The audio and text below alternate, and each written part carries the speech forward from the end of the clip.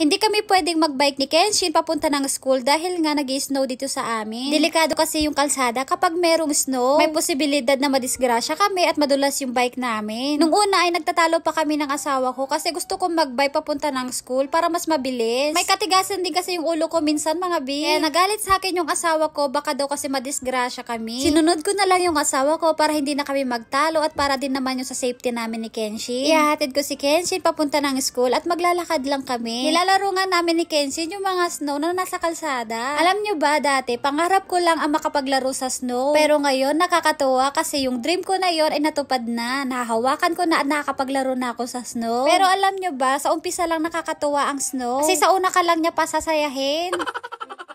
Pag may yuki kasi ay sobrang lamig, yung tipong parang ayaw mo nang maligo mga bi. Tapos alam niyo yung tipong parang ayaw mo nang lumabas ng bahay dahil sobrang lamig nga sa labas. No choice tayo mga bi dahil dito tayo sa Japan nakatira. Kaya sa mga nagbabalak mag-Japan dyan, ay ready nyo na yung mga makakapal yung jacket. Kasi kapag winter dito sa Japan ay sobrang lamig. So yun lang mga bi at dito na po natapos ang aking mini vlog Japan. Thank you for watching. Sayonara and bye!